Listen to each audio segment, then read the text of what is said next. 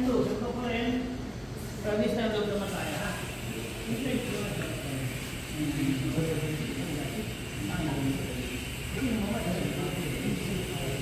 Okay, so ito. Again, na-mention ko rin na. Dito ang blocking, ha? Ang isang kamay, for distraction. Okay? Then step 1 forward, step 1 step forward, yung 1 base manner yun. Okay? Sa labas, okay, ito gawin nyo, ha? Ito kasi practice lang natin ito, dahil mag-practice tayo dito lang, ha? Pero ito, picturein mo, kaya ganito gawin nyo, ha?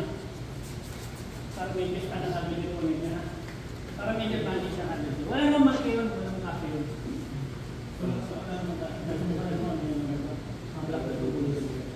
Okay?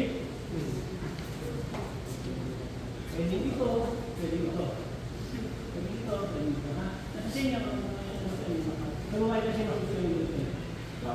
Mas pinipika daw natin. At ang sa specific ko lang gawin point ng tao, ha? Again, dito. Dito lang, ha? Kasi makawala ko kayo. Observation. Dito muna. Friendly connect up lang muna.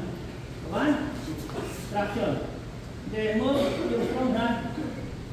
Pag tama dito, kasi dito dapat yan, stand siya. Pwede mo lang pwede left to right or pwedeng double hand. Make sure na upward yung position of point mo. Twist or twist. Tapos ganyan dapat ang output para useless na to. Kasi pag hindi mo ginawa yun, basic ganyan ka lang, suntok pa rin yan, no? Kailangan mo ma-take mo siya. Hindi na ang gamit. Papas mo na lang. And down.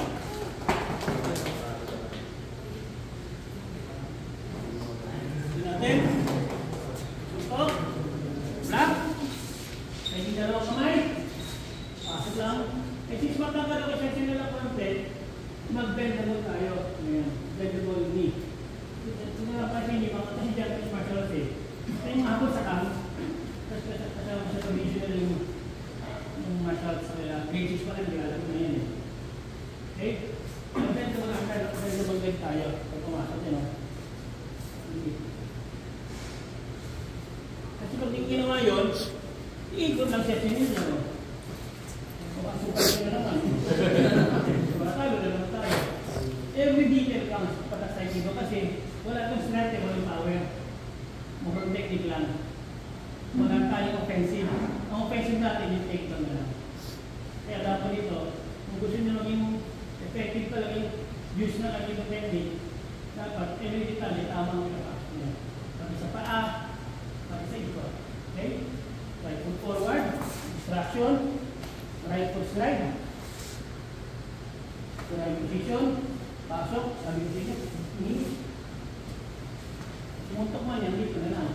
Pag take down, tapos ko, hatak pababa. Gusto mahal, dito na lang. Okay?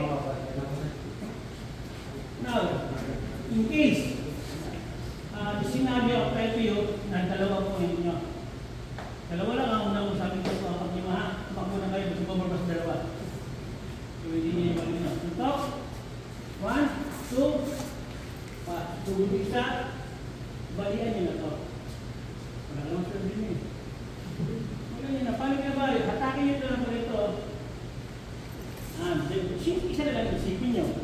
Yung isang kalaban na lang. At isa lang yung ano na yan na take lang muna. Subukan nyo mamaya. Ano mo na yung tama, ha? Ito, ina, pag gusto nyo balian, hatakin lang to. Pero pag umata kayo, huwag papunta rito kasi slide, papunta doon yan, no? Para balik, ha? Kaya lang mamaya kung ginawa ko. Nakaw mo ba?